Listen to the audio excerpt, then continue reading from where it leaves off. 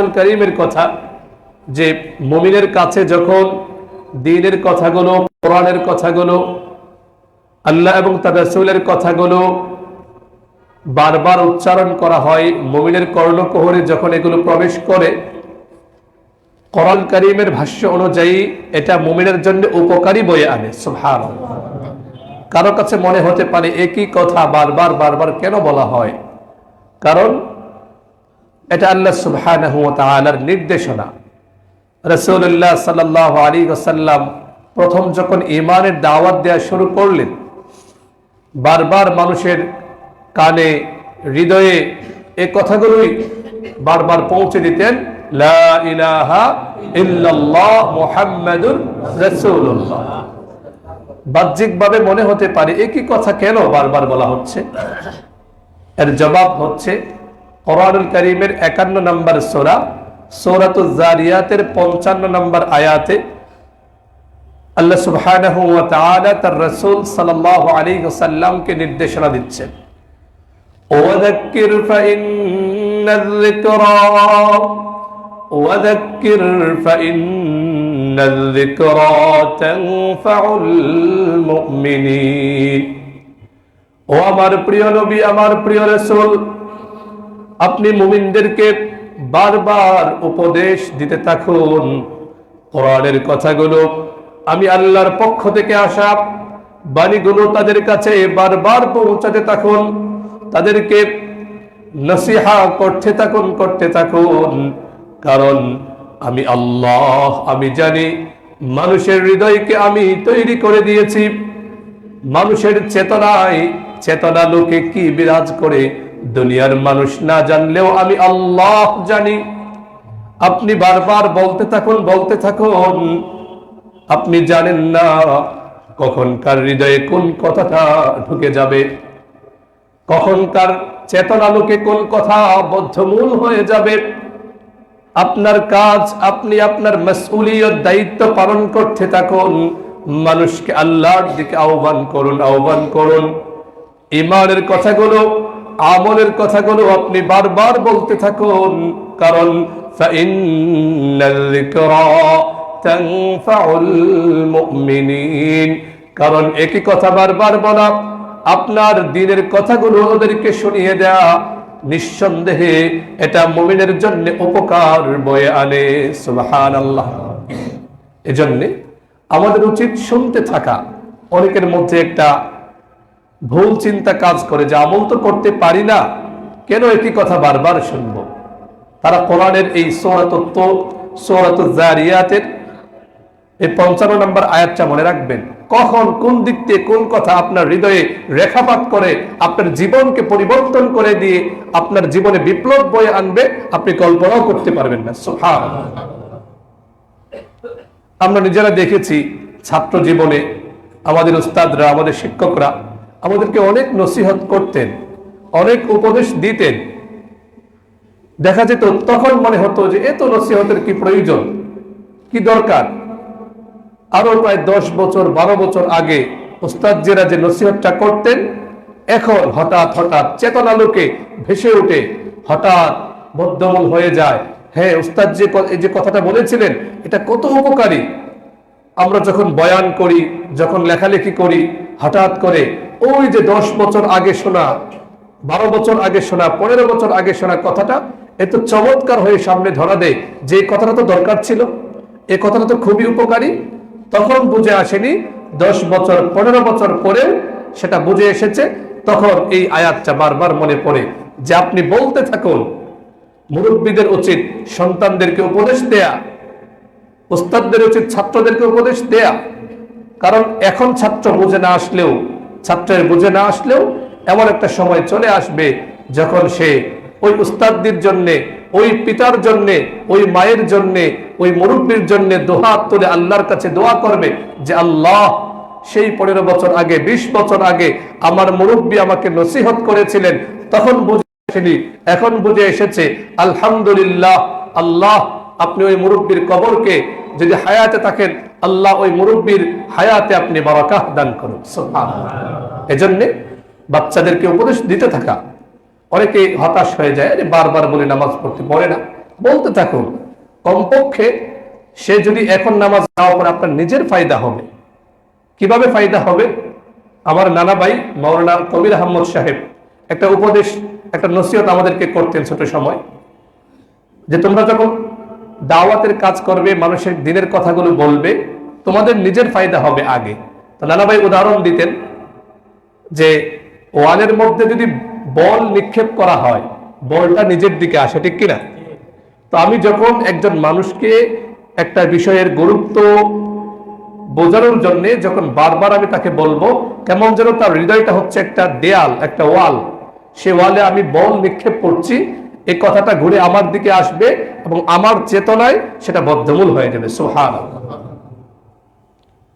আমার নিজের অভিজ্ঞতা যদি আমি বলি, মাহফিলে যখন আমি বয়ান করি, মাহফিল থেকে যখন আমি ফিরি, অন্যান্য সময় কখনো যদি অলসতা চলে আসে তাহাজ্জুদের নামাজে, কিন্তু মাহফিল থেকে আসার পরে সাধারণত এই অলসতারা কাজ করে না, কারণ মাহফিলের মধ্যে আমলের কথা বলে আসি, তখন নিজের মধ্যে সেটা প্রতিক্রিয়া করে যে আমি তো মাহফিলের মধ্যে তাহাজ্জুদের কথা বলে এসেছি, আমি তো আমলের কথা বলে এসেছি, তেলাওয়াতের কথা বলেছি, অতএব আমার তেলাওয়াত করতেই হবে, কারণ আমার কান তো মানুষের কাছে যে কান আছে তার চেয়ে আমার কানটা আমার বেশি কাছে না? কথাটা যে বলি প্রথমে আমার কানে আসে না, এরপরে এখান থেকে আমার মর্মে যায়, আমার চেতনায় যায়।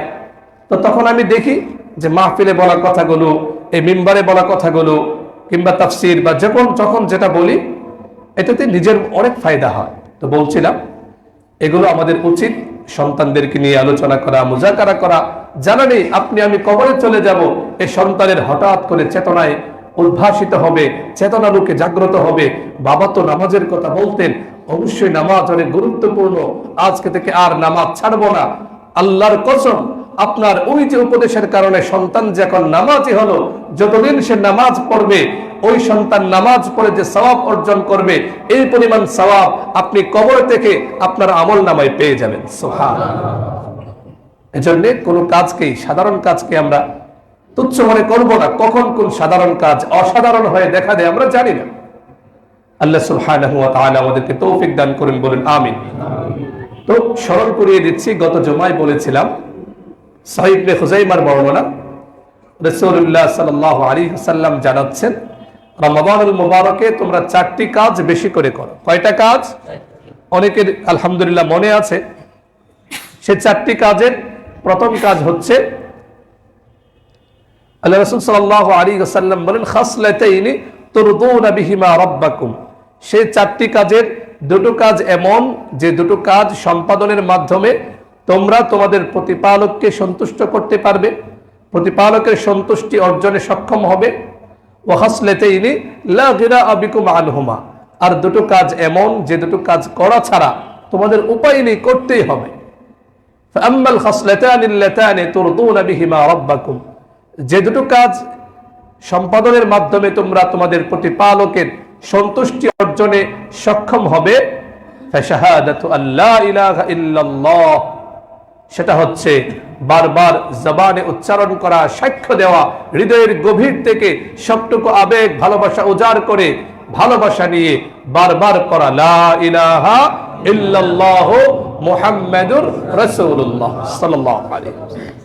দ্বিতীয় কাজ হচ্ছে ওয়া তাস্তাগফিরুনা, আল্লাহ সুবহানাহু ওয়া তাআলার কাছে ইস্তিগফার করো। ইস্তিগফার কত প্রয়োজনীয় আপনারা জানেন। প্রতিদিন রমাদানুল মুবারকে যে তারাবি পড়া হচ্ছে, বারবার ইস্তিগফারের কথা আসছে। আল্লাহর কাছে এত পছন্দের, আর হবেই না বা কেন?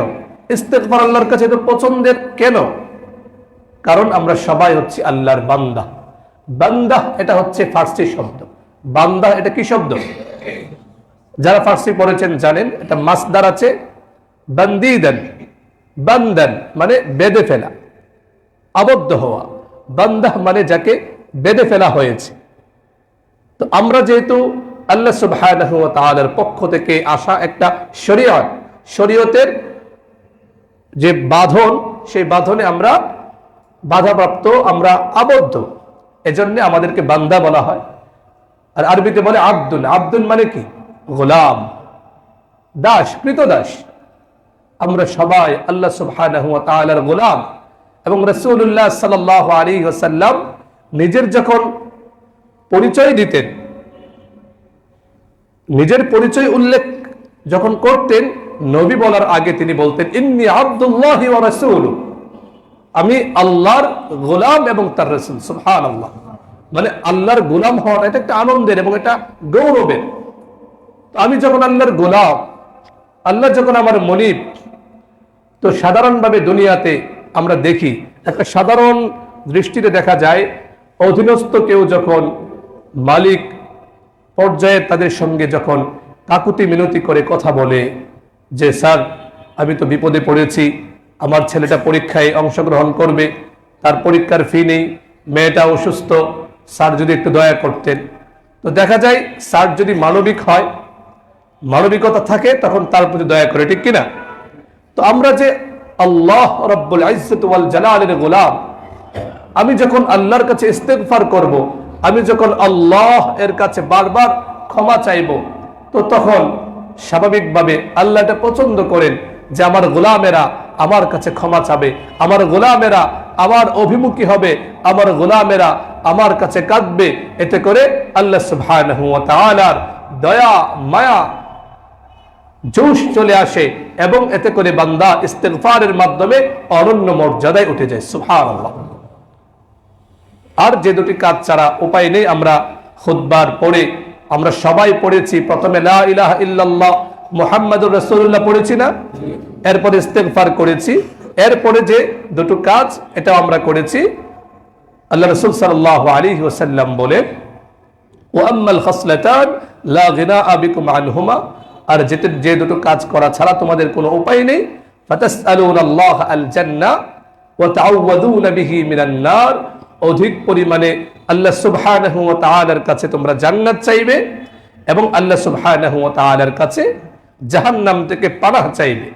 তো লা ইলাহা ইল্লাল্লাহ মুহাম্মাদুর রাসূলুল্লাহ পড়া, অধিক পরিমাণে ইস্তেগফার করা, জান্নাত চাওয়া, জাহান্নাম থেকে পানাহ চাওয়া, এই চারটি কাজ আমাদেরকে রমাদান জুড়ে করতে হবে, সব সময় করতে হবে। বিশেষ করে রমাদানুল মুবারকে আমাদেরকে অধিক পরিমাণে করতে হবে। আমরা করব তো ইনশাআল্লাহ, নিজেরাও করব, ঘরে আমাদের সন্তান সন্ততি পরিবার পরিজন তাদেরকেও আমরা আদেশ দিব। তো এই রমাদানুল মুবারকে এই চারটি কাজ আমাদেরকে করতে হচ্ছে। আর গত জুমায় যে দীর্ঘ হাদিসটি পাঠ করেছিলাম, সেই হাদিসের মধ্যে এসেছে রমাদানের শিক্ষা কি। ওহুয়া শাহরুস সবর ওয়াস সবরু সাওয়াবুহু আল জান্নাহ ওয়া হুয়া শাহরুল মুওয়াসাত। রমাদানের শিক্ষা হচ্ছে ধৈর্য। আমাদের চারপাশে কিছু মানুষ এমন থাকে যাদের প্রয়োজন পরিমাণ ধন সম্পদ নেই, যারা তাদের সব প্রয়োজনগুলো পূরণ করতে পারে না, ধৈর্য ছাড়া যাদের কোনো বিকল্প কিছু নেই। অনেকেই দেখা যায় তৃপ্তি সহকারে খেতে পারে না। তো আমি যখন রোজা রাখছি, ধৈর্য ধারণ করছি, তো ওই যে আমার প্রতিবেশী বা সমাজের নিম্ন শ্রেণী যারা, নিম্নবিত্ত যারা দিন আনে দিন খায়, হঠাৎ করে কোনো একদিন যদি কাজে বের হতে না পারে, তাদেরকে যে কষ্ট করতে হয়, এই কষ্টের অনুভূতিটা আমার মধ্যে আসবে কিনা? আসবে। এজন্য রমাদানের শিক্ষা হচ্ছে সহমর্মিতা, রমাদানের শিক্ষা হচ্ছে ধৈর্য। এই রমজানের শিক্ষাটা সারা জীবন নিজের মাঝে জাগরুক রাখতে হবে। সব সময় নিজেও যে অবস্থায় থাকবো, আমার চেয়ে আল্লাহ পাকের ইচ্ছায় গতকালকে তারাবিতে পড়া হয়েছে। এখন প্রশ্ন হচ্ছে যে কেন আল্লাহ কাউকে ধনী বানান, কাউকে গরিব বানান? গতকাল তারাবির 13তম রাকাতে পড়া হয়েছে ওয়াল্লাহু ফাদ্দালা বা'দাকুম আলা বা'দিন ফির রিজক। আল্লাহ কাউকে একদলকে আরেক দলের উপর রিজিকে প্রাধান্য দেন। কেন দেন? ফামাল্লাযী ফুদ্দিলু বিরাদ্দি রিজকিহিম আলা মা মালাকাত আইমানুহুম ফাহুম ফীহি সাওয়া। এটা এজন্য দিয়েছেন, যদি সবাই ধনী হয়ে যায়, যদি সবাই গরিব থাকে, এই সমাজ চলবে না। এই পৃথিবীর সমাজের ভারসাম্য বজায় রাখার জন্য আল্লাহ সুবহানাহু ওয়া তাআলা একদলকে সম্পদের দিক থেকে সমৃদ্ধি দেন, আরেক দলকে একটু কম করে দেন, কিন্তু যেন এই বৈষম্যটা একেবারেই আকাশ পাতাল পার্থক্য না হয়ে যায়, সেজন্য আবার আল্লাহ সুবহানাহু ওয়া তাআলা যাকাতের বিধান দিয়ে দিয়েছেন। যাদের সম্পদ বেশি হবে তারা তাদের সম্পদ থেকে গরিব অসহায়দের উপর তাদেরকে যাকাত দিয়ে দিবে, বাস সমাজের ভারসাম্য বজায় থাকবে। তো রমাদানের শিক্ষা হচ্ছে ধৈর্য, রমাদানের শিক্ষা হচ্ছে সহমর্মিতা। আমার ভাই পাশে যে আছে, একসঙ্গে থাকি, একজন আরেকজনের খোঁজ খবর নিব, তার রমাদান কিভাবে কাটছে, তার কোনো সংকট আছে কিনা। অনেক সময় দেখা যায় দুটো কথা বললেও, অর্থনৈতিক সংকটের চেয়েও দুটো কথা বলে একজন মানুষের মনে প্রশান্তি আসে যে ভাই আমার খোঁজ নিয়েছে। এবং এটাই হচ্ছে ইসলামের একটা মৌলিক শিক্ষা। ইসলামের একটা মৌলিক শিক্ষা হচ্ছে ভ্রাতৃত্ববোধ। কোরআনুল কারীমে আল্লাহ পাক রব্বুল আলামিন জানিয়ে দিচ্ছেন, ইন্নামাল মুমিনুনা ইখওয়া, মুমিনরা হচ্ছে ভাই ভাই। প্রসিদ্ধ হাদিস আমরা সবাই জানি, আল মুসলিমু আখুল মুসলিম, মুসলমান মুসলমানের ভাই। এই ভ্রাতৃত্ববোধের একটা বহিঃপ্রকাশ ঘটা উচিত রমাদানুল মুবারক। তো আমরা যারা রমাদানুল মুবারকে রোজা রাখছি, আল্লাহ পাক রব্বুল আলামিনের এক বিশাল হুকুম। আমরা জানি যে ইসলাম যে 5টি ভিত্তির উপর সগৌরবে দাঁড়িয়ে আছে, রমাদানুল মুবারকে রোজা রাখা তার অন্যতম। সহিহ বুখারী শরীফের বর্ণনা, আল্লাহ রাসূল সাল্লাল্লাহু আলাইহি ওয়াসাল্লাম 5টি জিনিসকে ইসলামের ভিত্তি বলে সাব্যস্ত করেছেন। সহিহ বুখারীর 8 নম্বর হাদিস এবং সহিহ মুসলিম শরীফের 16 নম্বর হাদিস। عن عبد الله بن عمر رضي الله تعالى عنهما قال قال رسول الله صلى الله عليه وسلم بني الإسلام على 5 شهادة أن لا إله إلا الله وأن محمدا عبده ورسوله وإقام الصلاة وإيتاء الزكاة والحج وصوم رمضان। ইসলামকে 5টি জিনিসের উপর স্থাপন করা হয়েছে। ইসলামের ভিত্তি 5টি জিনিসের উপর। প্রথম হচ্ছে শাহাদাতু আল্লাহ ইলাহা ইল্লাল্লাহ, হৃদয়ের গভীর থেকে একথার সাক্ষ্য দেওয়া আল্লাহ সুবহানাহু ওয়া তাআলা ছাড়া কোনো মাবুদ নেই, এবং মুহাম্মদ সাল্লাল্লাহু আলাইহি ওয়াসাল্লাম আল্লাহ সুবহানাহু ওয়া তাআলার বান্দা এবং তার রাসূল। ওয়া ইকামিস সালাহ, দ্বিতীয় ভিত্তি হচ্ছে সালাত কায়েম করা। ওয়া ইতাইজ যাকাত, তৃতীয় ভিত্তি হচ্ছে যাকাত প্রদান করা। চতুর্থ ভিত্তি হচ্ছে ওয়াল হজ, যাদের উপর সামর্থ্য আছে আল্লাহ পাক রব্বুল আলামিনের ঘর বাইতুল্লাহ শরীফ আর হজ করা। এবং পঞ্চম ভিত্তি হচ্ছে ওয়াসাউমি রমাদান, রমাদানুল মুবারকের রোজা রাখা। সুবহানাল্লাহ।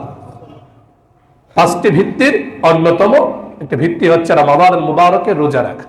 তো আমরা যারা এই রমাদানুল মুবারকে রোজা রাখছি, আলহামদুলিল্লাহ এখনো পর্যন্ত আল্লাহর দয়ায় পরিবেশটা নাতিশীতোষ্ণ, খুব বেশি কষ্ট আমাদের হচ্ছে না। হচ্ছে? অনেকের তো অনুভূতই হচ্ছে না, অনুভবই আসছে না, কারণ পরিবেশটা যথেষ্ট নাতিশীতোষ্ণ। আল্লাহ পাক রব্বুল আলামিন যেন পরিবেশটাকে নাতিশীতোষ্ণ রাখেন। আমরা দুর্বল, অসহায়, আমাদের সক্ষমতা কম। আল্লাহ যেন করে পরীক্ষা ছাড়াই সুন্দরভাবে, সুন্দর পরিবেশে, পরিবেশটা ভারসাম্যপূর্ণ রেখে রমাদানুল মুবারকের রোজাগুলো যথার্থভাবে আমরা যেন রাখতে পারি। আল্লাহ তৌফিক দান করেন, বলুন আমিন। তো আমরা যারা রমাদানুল মুবারকের রোজা রাখছি, আমাদের জন্য কি পুরস্কার অপেক্ষা করছে? সহিহ বুখারী শরীফের বর্ণনা হাদিস নাম্বার 38, সহিহ মুসলিম শরীফেও হাদিসটি এসেছে 1817। সাহাবী আবু হুরায়রা রাদিয়াল্লাহু তাআলা আনহু থেকে বর্ণিত, রাসূলুল্লাহ সাল্লাল্লাহু আলাইহি ওয়াসাল্লাম ইরশাদ করেন, মান সামা রমাদানা ঈমানাও ওয়া ইহতিসাবান গুফিরা লাহু মা তাকদ্দামা মিন যামবিহি। যে ব্যক্তি রমাদানুল মুবারকে রোজা রাখলো, সিয়াম সাধনা করলো ঈমানের সাথে, ওয়া ইহতিসাবা, ইহতিসাব মানে হচ্ছে সওয়াবের আশায়, লোক দেখানোর জন্য না। সবাই রোজা রাখছে আমিও রাখছি এরকম না।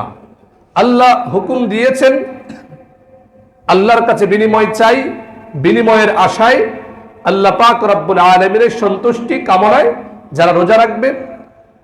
আল্লাহর রাসূল সাল্লাল্লাহু আলাইহি ওয়াসাল্লাম বলেন, গুফিরা লাহু মা তাকদ্দামা মিন যামবিহি, যথার্থভাবে রোজা রাখার মাধ্যমে আল্লাহ পাক রব্বুল আলামিন ওই রোজাদারের পিছনের সমস্ত গুনাহ মাফ করে দেন। সুবহানাল্লাহ। ওয়ামান কামা রমাদান, আর যে ব্যক্তি রমাদানুল মুবারকে তারাবির নামাজ আদায় করে, আল্লাহর হাবিব সাল্লাল্লাহু আলাইহি ওয়াসাল্লাম বলেন গুফিরা লাহু মা তাকদ্দামা মিন যামবিহি, এতে করে আল্লাহ সুবহানাহু ওয়া তাআলা তার পিছনের সমস্ত গুনাহ খাতা মাফ করে দেন। সুবহানাল্লাহ।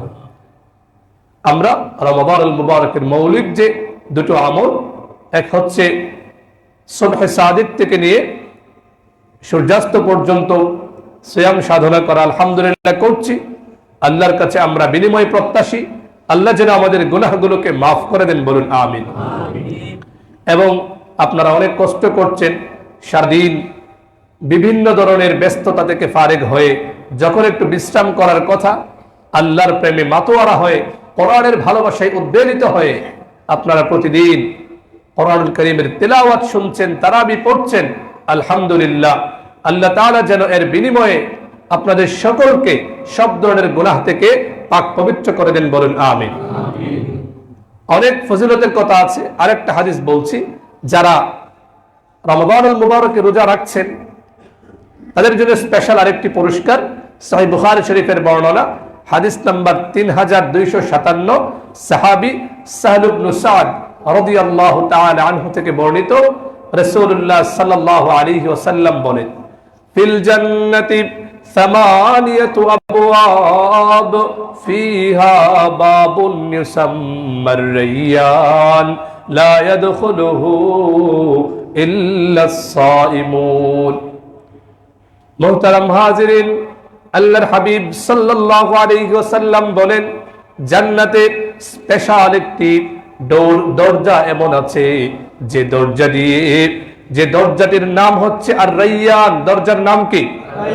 রাইয়ান দরজা। রাসূলুল্লাহ সাল্লাল্লাহু আলাইহি ওয়াসাল্লাম বলেন এই স্পেশাল দরজাটি স্পেশাল কিছু মানুষের জন্য। কাদের জন্য? এই দরজা দিয়ে যে কেউ প্রবেশ করতে পারবে না, সবার জন্য পারমিশন থাকবে না এই দরজা দিয়ে প্রবেশ করার। রাসূলুল্লাহ সাল্লাল্লাহু আলাইহি ওয়াসাল্লাম বলেন দুনিয়াতে যারা কষ্ট করে, দুনিয়াতে যারা আল্লাহর হুকুম পালন করে, যারা সিয়াম সাধনা করেছে, কোনো যুক্তির পিছনে যায়নি, কষ্ট ছিল, অসুস্থতা ছিল, এরপরেও আল্লাহর হুকুমকে প্রাধান্য দিয়ে যারা রোজা রেখেছে, আল্লাহর হাবিব সাল্লাল্লাহু আলাইহি ওয়াসাল্লাম বলেন তারা স্পেশাল মর্যাদায় এই আর রাইয়ান দরজা দিয়ে আল্লাহর তৈরি জান্নাতে প্রবেশ করবে। সুবহানাল্লাহ। আমরা যদি স্পেশাল দরজা দিয়ে প্রবেশ করতে চাই, আমাদেরকে সিয়াম সাধনা করতে হবে। আর সব সময়ের মতো আবারও বলছি, রোজাটা রোজার মতো হতে হবে। রোজা যদি এমন হয় যে শুধু না খেয়ে আছি, রোজা যদি এমন হয় যে শুধুমাত্র তৃষ্ণার কষ্ট আমরা পাচ্ছি, তাহলে সেই রোজা দিয়ে আল্লাহ পাক রব্বুল আলামিনের তৈরি এই স্পেশাল জান্নাতে প্রবেশ করা যাবে? যাবে। এবং এমন অনেকের রোজা হয়ে যায় যে শুধুমাত্র কষ্ট, পিপাসা, তৃষ্ণা ছাড়া, ক্ষুধা তৃষ্ণা ছাড়া তাদের আর কিছুই হয় না।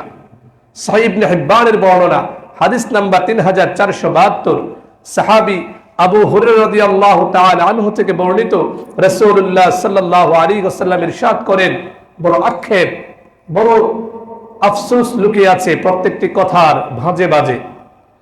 রাসূলুল্লাহ সাল্লাল্লাহু আলাইহি ওয়াসাল্লাম বলেন রুব্বা সাইমিন হাজ্জুহু মিন সিয়ামিহি আল জু' ওয়াল আতশ।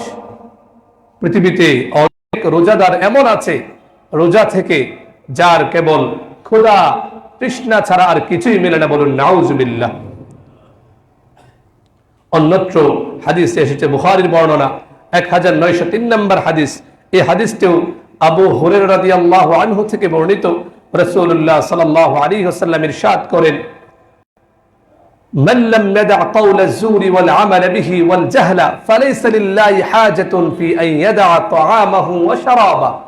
রোজা রেখেও যে ব্যক্তি মিথ্যা, গীবত, অনর্থক কথা, গুনাহের কাজ, হারাম কাজ ছাড়লো না, রাসূলুল্লাহ সাল্লাল্লাহু আলাইহি ওয়াসাল্লাম বলেন ওই ব্যক্তির রোজায় আল্লাহর কোনো ভ্রুক্ষেপ নেই। ওই ব্যক্তির রোজা যেন কেবল শুধুমাত্র পানাহার, যৌনাচার পরিত্যাগ করলো, কেমন যেন শুধুমাত্র তৃষ্ণা, ক্ষুধার কষ্টটাই সে সহ্য করলো, তার কিছুই অর্জিত হবে না, বলেন নাউজুবিল্লাহ। আমরা সতর্ক থাকি, আলহামদুলিল্লাহ, অনেকের খোঁজ নিলে দেখা যাবে যারা কথা কমিয়ে দিয়েছেন।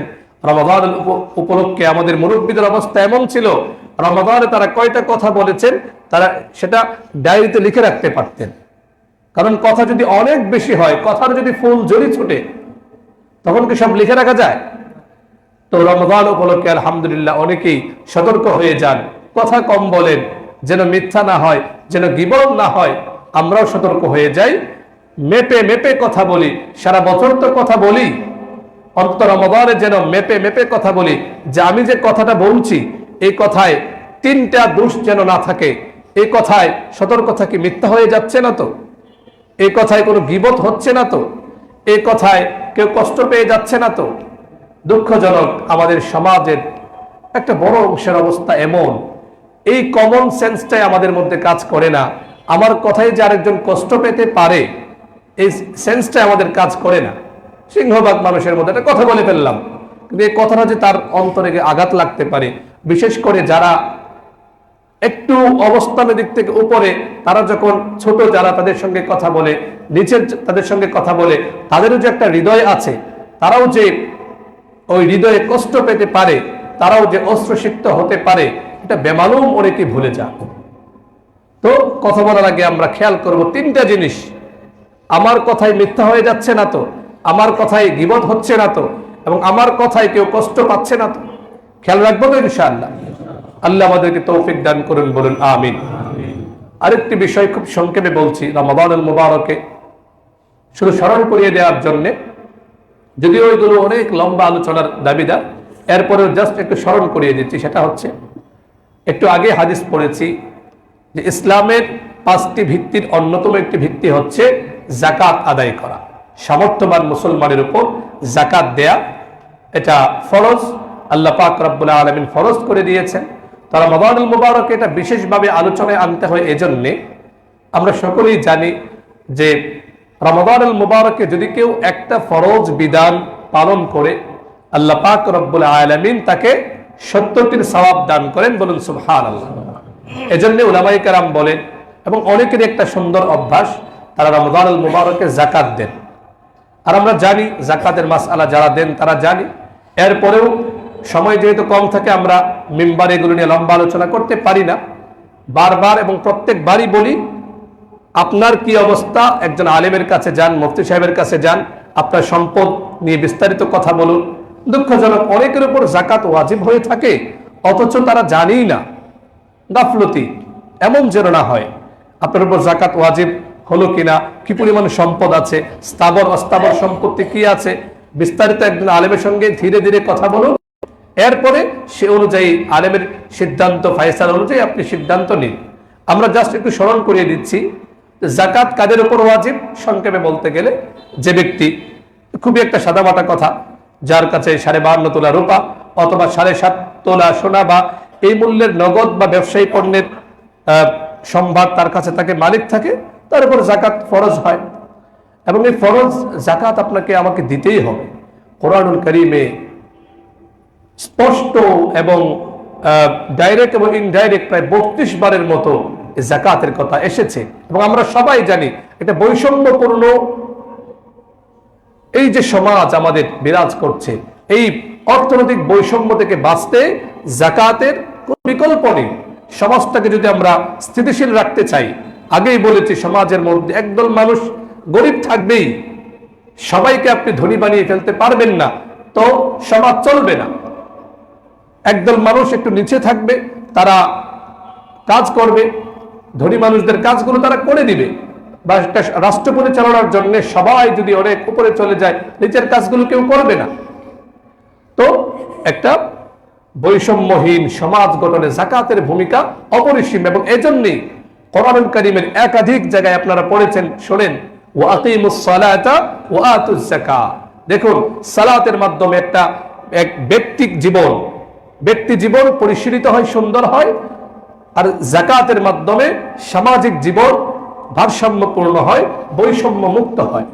এজন্যে যারা ইসলামী সৌন্দর্য নিয়ে ভাবেন, তারা অবাক হয়ে যান, যেহেতু চমৎকার ইসলামিক জীবন বিধান, ইসলামের যাপিত জীবনের প্রত্যেকটা, ইসলামের অর্থ ব্যবস্থা, ইসলামের ব্যক্তি জীবনের যে নির্দেশনাগুলো এত চমৎকার। আজকে যদি সমাজকে আমরা বৈষম্যহীন করতে চাই আর প্রত্যেক যাকাত যার উপর ওয়াজিব সে যদি যাকাত আদায় করে, সমাজ এত সুন্দর হবে, এত সুন্দর হবে, দেখা যাবে সবাই স্বাবলম্বী হয়ে উঠবে। সমাজের একটা বড় কষ্ট, অর্থনৈতিক কষ্ট, এটা দূর হয়ে যাবে। সমাজ সুন্দর, সুরভিত, আলোকিত, উন্নত একটা সমাজের রূপ নেবে। সুবহানাল্লাহ। এজন্য একটা আলোকিত সমাজ গড়তে, সুন্দর সমাজ গড়তে অবশ্যই আমাদেরকে যাকাতের দিকে উদ্বুদ্ধ হতে হবে। অনেকের উপর যাকাত ওয়াজিব আমরা জানি, যাকাতটা দিতে হবে। আপনি যদি কোরআনুল কারীম খুলে দেখেন, সেখানে যারা যাকাত প্রদান করে না, যারা ইয়াউমা ইউহমা আলাইহা ফী নারি জাহান্নাম ফাতাকুয়া বিহা জিবাহুহুম ওয়া জুনুবুহুম ওয়া যুহুরুহুম, যাদের উপর যাকাত ওয়াজিব। এর আগের আয়াতে আল্লাহ জানাচ্ছেন ওয়াল্লাযীনা ইয়াকনিজুনা আয-যাহাব ওয়াল ফিদ্দা ওয়া লা ইউনফিকুনাহা ফী সাবিলিল্লাহ ফাবাশশিরহুম বিআযাবিন আলীম। সম্পদ জমিয়ে রাখে, যাকাতকে নাউযুবিল্লাহ একটা অতিরিক্ত চাপ মনে করে যাকাত দেয় না, কৌশল অবলম্বন করে। আল্লাহ বলেন ওদেরকে যন্ত্রণাদায়ক শাস্তির খবর দাও, সংবাদ দাও। এবং ইয়াউমা ইউহমা আলাইহা ফী নারি জাহান্নাম ফাতাকুয়া বিহা জিবাহুহুম ওয়া জুনুবুহুম ওয়া যুহুরুহুম, এই সম্পদগুলোকে গলিয়ে তাদের পিঠে, তাদের গাড়ে এমন ভাবে তাদেরকে শাস্তি দেওয়া হবে, বলা হবে হাযা মা কানাসতুম লিআনফুসিকুম।